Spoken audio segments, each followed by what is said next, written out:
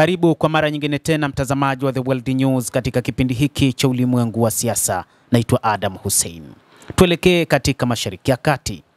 Baada ya kufanyiwa mashambulizi na Israel, hatimaye Hamas wameamka na kuanza kurudisha mapigo.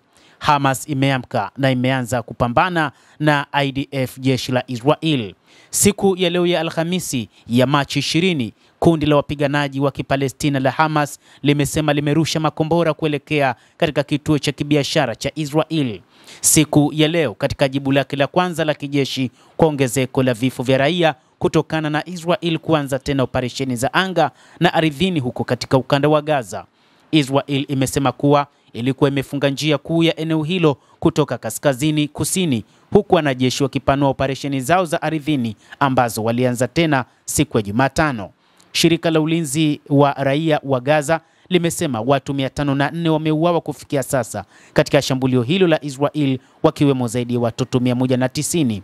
Mrengo wenye silaha kali Hamas, kikosi cha Ezzedine al-Qassam, kimesema kilirusha makombora kuelekea Tel Aviv kujibu mauaji ya Israel dhidi ya raia wa Gaza.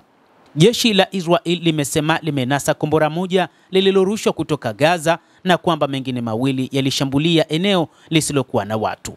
Baada ya wiki kadhaa za mkwamo, Israel ilianza tena kampeni yake ya anga mapema Jumatano kwa wimbi la mashambulizi mabaya ambayo yalilaaniwa na watu wengi. Mashambulizi hayo yalivunja utulivu wa kadri uliokuwa umetanda katika eneo lililoharibiwa na vita la Palestina tangu usitishaji wa mapigano ulipoanza Januari 19. Katika hospitali ya Kiindonesia kaskazini mwa Gaza, familia zilizokuwa na huzuni zilipiga magoti karibu na miili ya wapendwa wao iliyofunikwa kwa sanda nyeupe zilizotapakaa damu. Tunataka usitishaji mapigano, tunataka usitishaji mapigano, mmoja wao alisema. Hata hivyo, walieleza zaidi, sisi ni watu wa Palestina wasiokuwa na ulinzi, aliongeza. Hata hivyo, taarifa zaidi zinadai kwamba wakati huu Hamas, baada ya kushambuliwa na kuwa kimya kwa muda mrefu, sasa wameamua kuamka na kuwatetea watu wao katika eneo hilo la ukanda wa Gaza.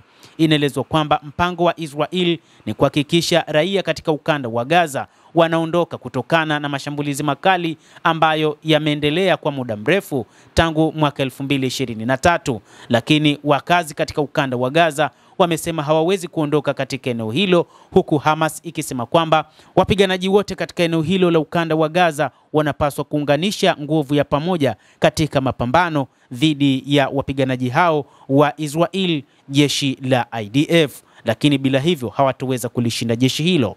Hata hivyo, jeshi la polisi nchini Israel limethibitisha juu ya urushwaji wa makombora kutoka Gaza ambayo yamerushwa na Hamas. Makombora matatu yalirushwa kutoka Gaza mjini Tel Aviv, huku Hamas wakianzisha mashambulizi tena ambapo kombora moja limezuiwa. Polisi wanasema hakuna mtu yeyote aliyejeruhiwa kutokana na mashambulizi yaliyosababishwa na makombora yaliyotua katika eneo la kati wakati wa shambulizi la roketi la Hamas kutoka Gaza mapema leo mchana.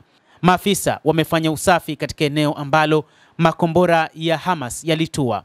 Taarifa hiyo zaidi inashauri wakazi kuripoti mara moja milipuko yoyote kwa jeshi la polisi. Makombora matatu ya masafa marefu yalirushwa kutoka kusini mwa ukanda wa Gaza katikati mwa Israel muda mfupi uliopita na kusababisha ving'ora katika eneo la Tel Aviv. Lakini siku ya leo Alhamisi, jeshi la Israel lilipiga marufuku trafiki kwenye maeneo makuu katika lango la kaskazini na kusini mwa eneo hilo. Karibu saa 24 zilizopita, wanajeshi wa IDF wameanza operesheni ya ardhini iliyolengwa katikati na kusini mwa ukanda wa Gaza ili kupanua eneo la usalama kati ya maeneo ya kaskazini na kusini. Msemaji wa jeshi Avichai Andriy alisema kupitia ukurasa wa X. Harakati za kwenye barabara ya Saladin kati ya kaskazini na kusini mwa ukanda wa Gaza ni marufuku kwa usalama wako, taarifa ilieleza.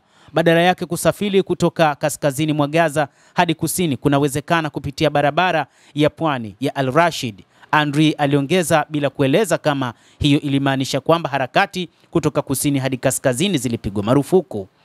Walipoulizwa kupitia shirika la habari la AFP kwa ufafanuzi zaidi, jeshi halikuwa na maoni ya haraka.